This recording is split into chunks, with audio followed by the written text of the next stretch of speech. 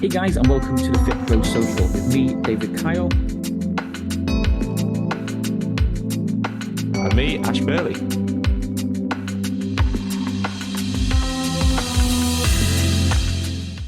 Hey guys, and welcome to this week's episode of the FitPro Social. As you can see, me and Dave are here away, actually, this week, and together. And we're going to be talking a little bit about actually getting away whilst running a business and some of the struggles that a lot of FitPros have when it comes to getting away. I think one of the best places to actually start off with this is when you first started out as a PT, how did you find the whole process? Because I can remember when I was training people, you basically go to work, you get paid for doing that work whilst you're there, and every time you want time off or you want to pull away from anything within your business at that stage, you lose money because you're not making income, you're not doing anything like that. So what kind of things did you do, or how did you find it when you was coaching people? It was strange, because what we're doing in our jobs is where we're providing a service, and it felt like if we weren't providing a service, then we shouldn't really be paid. And that's how I always kind of felt. So for me and Holly, I think we were together for 5 years, and we'd never been on holiday, we never had a weekend off, we'd never not been able to step away from the business. And because of that, we'd never been able to get away, and we'd kind of got to a point where we said to each other, enough is enough of working 50, 60, 70-hour weeks, which we still do now, but enough of just kind of helping and taking care of everyone else, and let's enjoy our life, because after all, that's the reason we started the business, right? We are starting this business so we can run the life that we want to run. Definitely. I think one of my biggest things I've always said is that really a business is just a tool to help you achieve the things that you want out of life in the first place. And if your business is not doing that or helping you do that, then kind of what's the point in the first place? I think an interesting one you said there is you mentioned you're working 50, 60, 70 hours a week to start off with, and you couldn't get away. But now you're still working 50, 60, 70 hours a week, but you are getting away. So what changed? What was the big difference, the big changes between those two things? The big one is staff. That is like the biggest game changer. Obviously, if you follow Ash and you're an online FitPro, then obviously your life is going to be so much easier anyway, because your whole business is laptop based and you can go wherever you want. But then, like for me and the people that usually follow me are gym owners, studio owners, boot camp owners, and so forth. They're the people who are on the ground with the people coming to them, so it's always harder. And the way we were able to get away was by putting a plan in place to hire a staff member. Once we got a staff member, it just meant I could get away. So initially it was they're going to come in, you've got to work this amount of hours and I'll give you hours back when I come back. So we're swapping hours. 1 week you're working loads of additional hours so I can get away, and when you want to go away, I work all your additional hours, and so forth. But what I've seen a lot of other gym and studio boot camp owners do is they actually put it into their own calendar. So the clients pay monthly or they pay every 4 weeks, but in that time they're also paying for the person to go on holiday, so they know that this point for 2 weeks, every 4 months or every 3 months, there is no sessions for 2 weeks. Yeah, we'll provide you with a workout plan, a nutrition plan and stuff that you can do at home, but at least that way then you can go away, you're a one-person operator and you're still getting your holiday. So I think the big difference between going away and enjoying your life and having the business that works for you and not is the systems and understanding your business properly. Yeah, I completely agree with that. I think one of the biggest changes for any business, and the same with our business as well, like it was when we actually started introducing systems, procedures into it, and how we can actually run this business without necessarily me being there, having to run it all the time, and that was one of the biggest changes for us. One thing I do want to quickly talk about is the online side of stuff that you mentioned there, about how it is easier to travel and go away, and it definitely is easier to travel and go away online, but there is a big difference I think that's important to mention, is that because you do have your laptop with you, your laptop is your office and that's where you work. And I think possibly if you're running an in-person business and you decide you're going to go away and you put stuff in place to allow you to go away, you're not always taking work with you. It's going to be hard to switch off, but you don't necessarily always have to have work taken with you. Where for me, when I used to go away all the time when I first started doing it, my laptop was there and I'd still have the stresses and pressures of work. I have to open up, I have to get on with it, I'd coach clients or whatever. And I think sometimes it's important to try and remember that why you're actually getting away in the first place. And I think there's two ways to go and do that. I think it's deciding whether you want to travel or whether you actually just want to break and go away. And I think they're two very different things. For me and my wife Sarah, it was about travel. So we would travel and we'd take our work with us, and then that gave us the freedom to work for 3-4 hours a day, but then we could go out and do the things that we wanted to go and do. Where there has been times in more recent years where I've actually wanted to go away and have a break, and that required much more in terms of like systems, procedures, having staff and having a team. Even though we're an online business, we still needed a team, we still needed staff and procedures to allow us to have a break as well as just travelling and going away. Yeah, just thinking about that. So the first time we went away, I didn't really do much Facebook ads. We had the gym, we had a staff member and so forth, and it did feel like I was away because I'm separated from the business. So like the face-to-face business, you're there, you're operating, you're working with them, you're coaching them. Online, you're technically available whenever. So it did feel like when I went away, when we had the studio, but not really many Facebook ad clients, or before that really kind of kicked off, it did feel like it was an actual proper holiday. But yeah, when we went to Thailand for about 6 weeks, and we had quite a number of Facebook ad clients then, and this was one of the real first times we'd gone away while doing this type of stuff.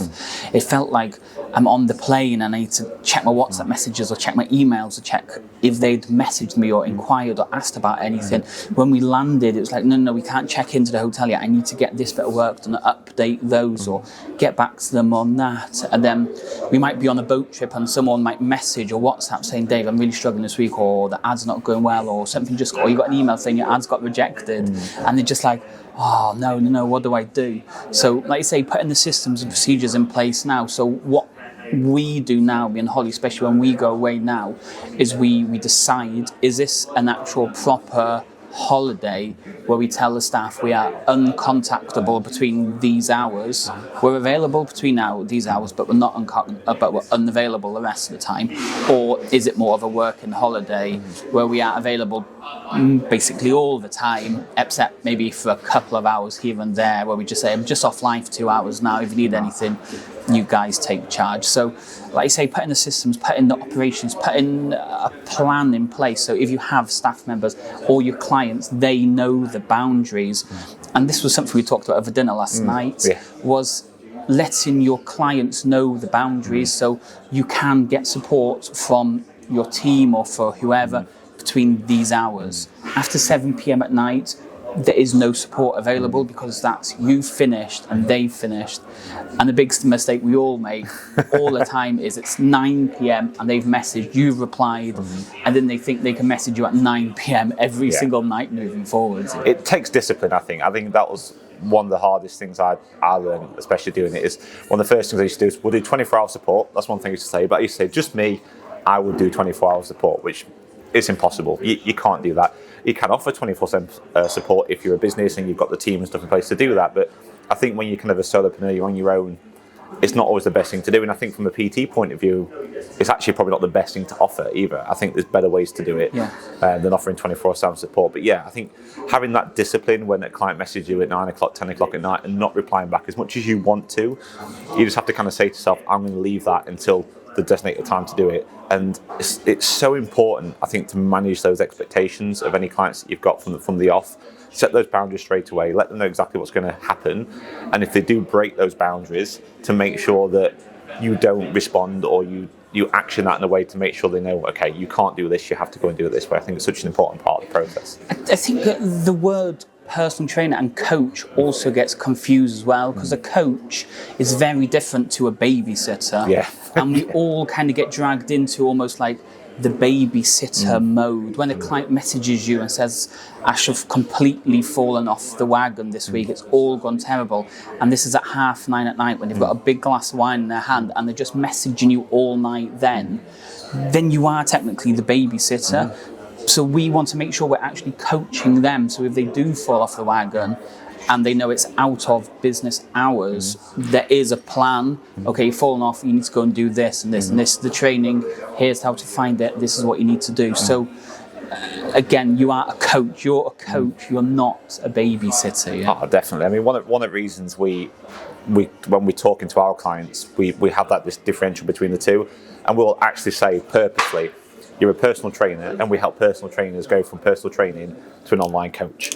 And because there's an important difference you have to have there. I think if you take your personal training services online, because of how readily available you appear to be online, it's very easy to become that babysitter. And I've known trainers that we've met when they first started out, and they'll have clients send them pictures through from the meals, like, can I eat this tonight? Can I have this? And by answering those questions even there and then, you're not helping them in the slightest. You just literally, like you say, you're babysitting them, and you're not a babysitter. Your job is to coach them and help them make better decisions for themselves moving forward.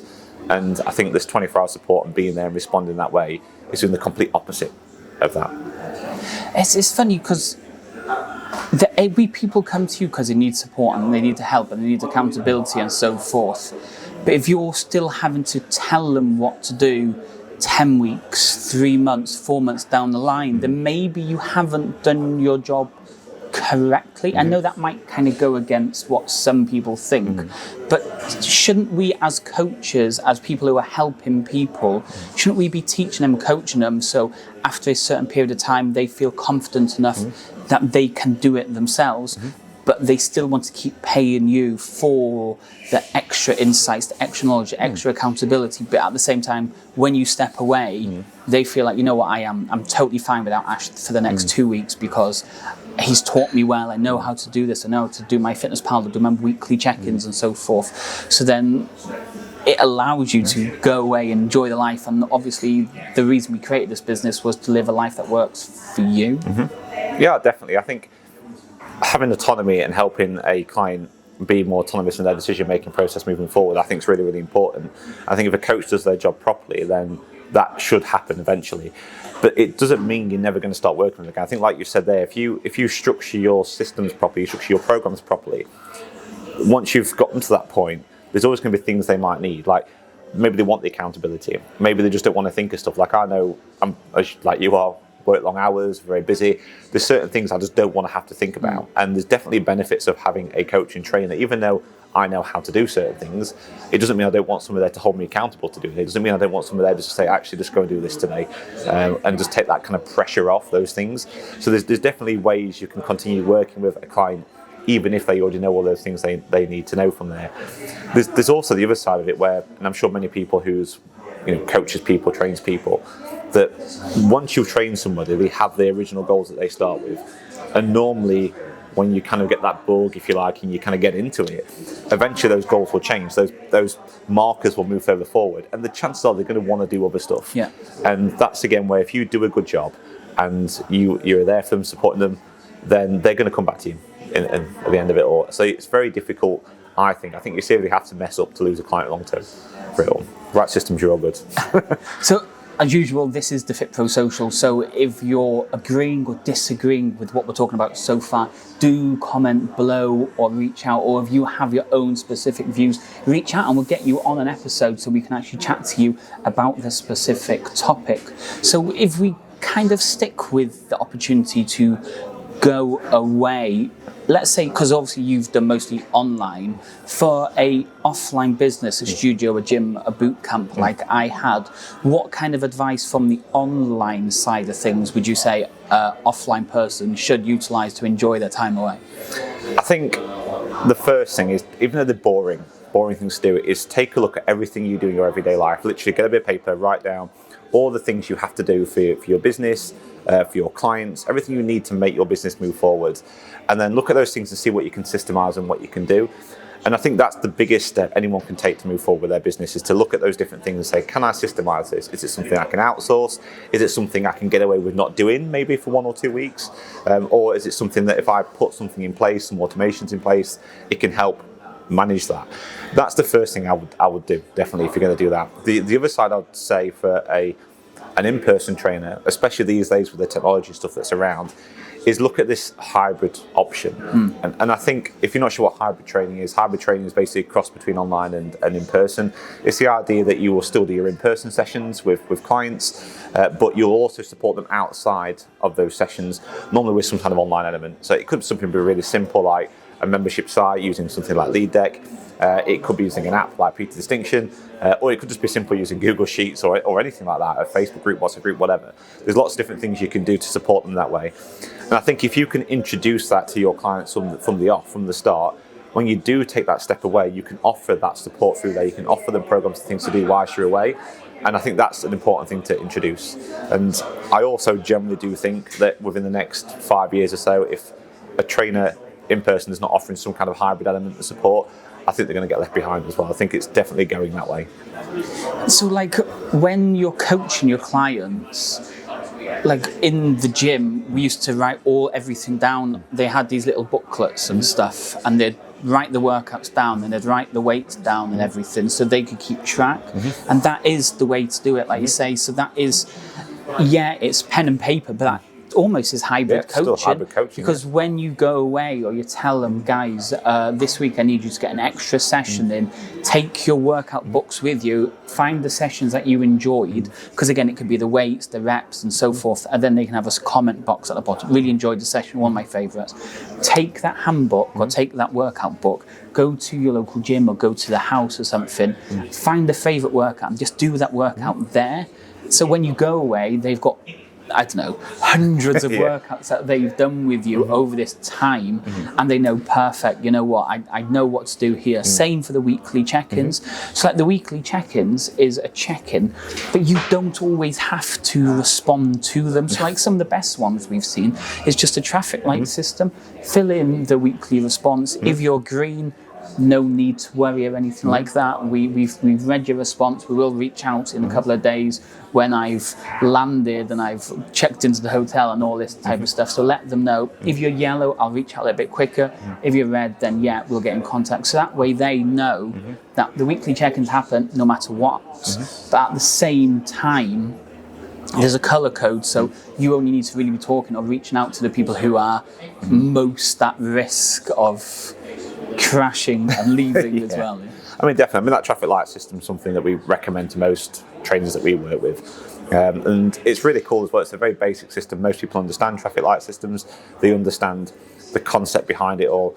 And the beauty about it is you can actually add in quite a lot of automation to that. So as your business starts to develop, it's very easy, or I say very simple. I say it's very simple to actually start adding in systems like that to happen. So one of the things that we do with a lot of our clients when we set up their online systems is, one of the beauties of online, it's quite scalable. You know, you can add more and more people into it, more than what you may be able to do if you had a gym or a studio.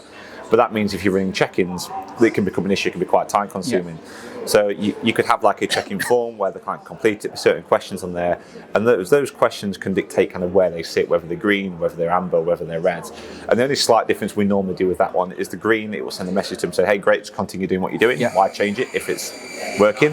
The amber one is, okay, we've got a few little changes we want to make. One way to do is continue doing what you're doing now, but over the next few days, we'll start to make some changes to your program and let you know what they are. And then that just takes a bit of pressure off, especially if you weighs a bit of pressure off you or your team or whatever to go and do it. And red's normally, okay, look, continue doing what you're doing, but we're going to have a chat about this. And then normally, if it's online, you might get them onto a call, or if you're in person, you might see them at the next session or something like that. And I think as long as whatever that response is, you're adding some clarity to it, as long as your client is clear about what that process is, that's going to make the big difference. So there'll be less questions from your clients. They're going to be much happier. They're going to have much better retention as well from your clients if you do it that way, and get better results and adherence from it as well. So I think the key takeaways from today's social is it's to understand the business first. Like, why are you doing this? Especially if you're brand new. Those who have been going a while probably know why they're doing this, and they understand finances and they understand time off and stuff. But those who are brand new, understand why you're doing this, and then start communicating it with your clients. Not just say, I'm in it because I need to enjoy my life more, have more time off with the kids, but let them know my aim for my business is being able so I can have 2 weeks off every 4 months or something, so they know when they join, especially if it's a one-person team, they know exactly how it's going to work, so it's no shocks to them. It's not kind of like, oh, you never told me you're having 2 weeks off next week. Communicate with them. And if it's something that you need to introduce, then let them know, get them to re-sign the contracts or whatever, and just say, you know what, in 3 months' time, I'm having my first holiday, and then moving forwards, then I'm going to have a holiday every 2 or 3 months for 2 weeks. I think so, definitely. I think that clarity and that communication is so important when it comes to that kind of thing from there. All right, that's it from us this week at the FitPro Social. We'll be back next week with a new episode. So that's it from me, and that's it from Dave. Speak to you soon. Bye-bye. Hey guys, and welcome to the FitPro Social with me, David Kyle. And me, Ash Burley.